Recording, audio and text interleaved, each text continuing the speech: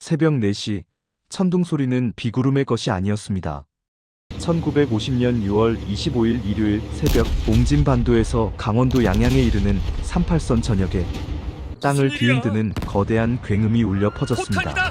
도망쳐! 평화로운 잠을 깨운 것은 여름비의 천둥 소리가 아니었습니다. 그것은 북한군이 앞세운 242대의 T-34 탱크가 내뿜는 호성이자 한반도의 운명을 암흑으로 몰아넣은 전쟁의 서막이었지요.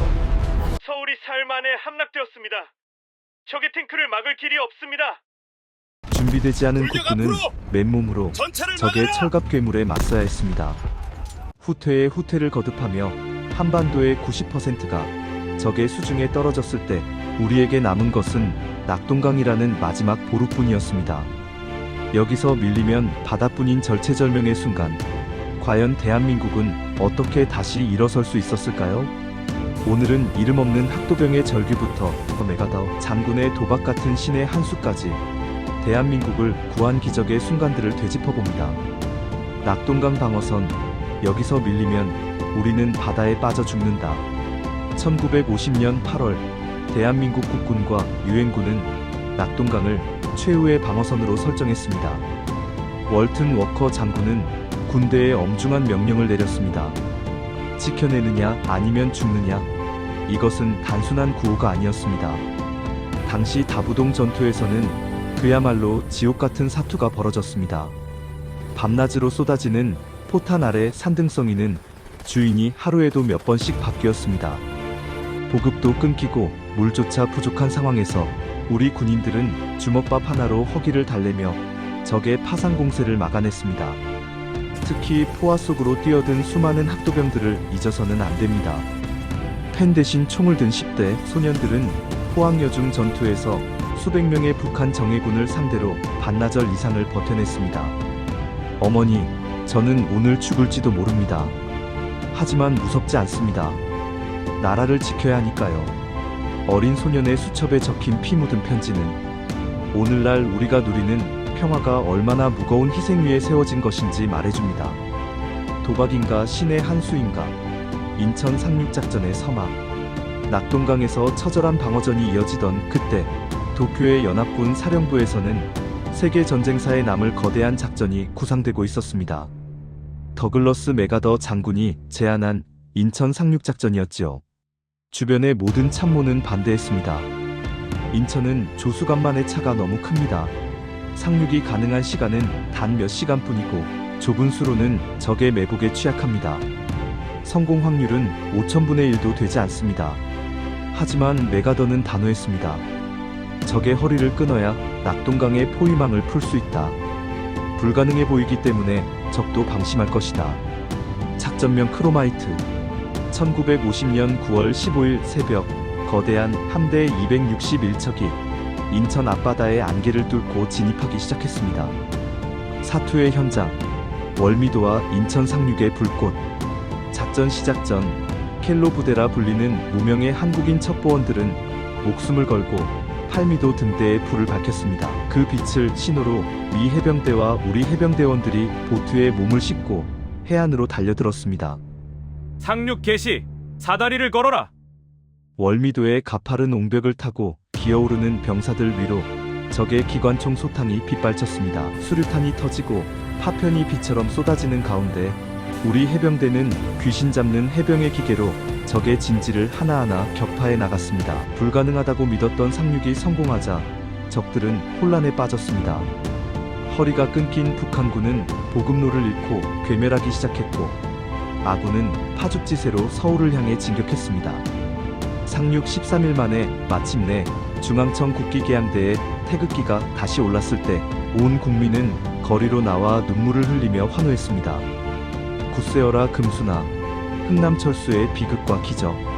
전쟁은 끝나지 않았습니다.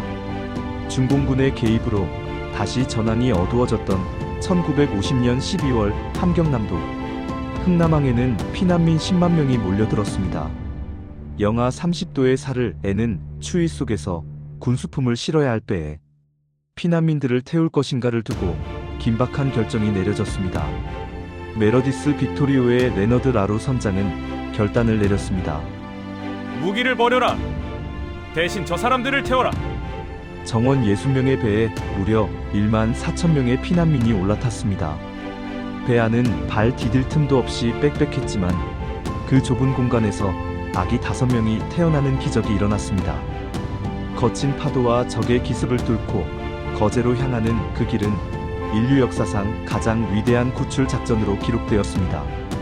하지만 가족의 손을 놓친 수많은 이들은 굳세어라 금수나의 가사처럼 국제시장에서 다시 만날 날만을 기약하며 이산 가족의 슬픔을 안고 살아가게 되었지요. 고지전의 혈투, 1cm의 땅을 위한 전쟁. 1951년 이후 전쟁은 전선이 고착되며 잔인한 고지전으로 변했습니다.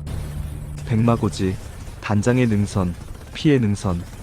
지도상의 점 하나에 불과한 고지를 차지하기 위해 매일 수만 발의 포탄이 쏟아졌고 수많은 젊은이가 쓰러져 갔습니다.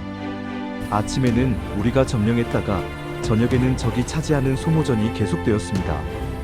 병사들은 참호 속에서 비와 땀, 피가 섞인 흙더미 속에 누워 집으로 돌아갈 날만을 기다렸습니다.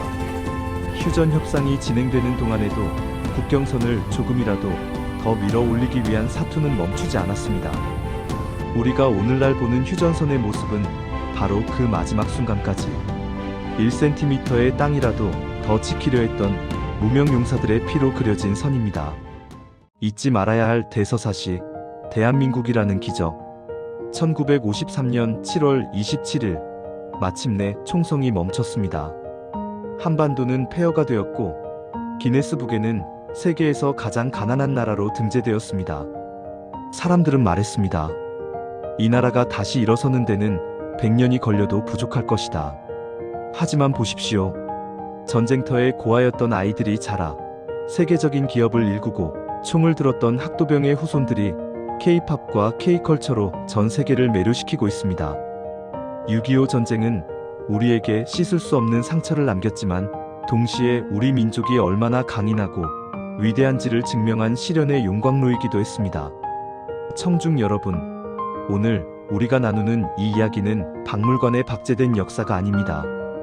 여러분의 부모님이 혹은 여러분 자신이 직접 겪어내고 견뎌온 삶 그 자체입니다. 포화 속을 뚫고 달려온 그 뜨거운 심장 소리를 기억합시다. 그분들의 희생이 없었다면 오늘 우리가 누리는 이 찬란한 태양도 없었을 것입니다. 이곳은 잊지 말아야 할 소중한 우리 역사들을 시네마틱 무비로 전해드리는 한국 역사 필름 채널입니다.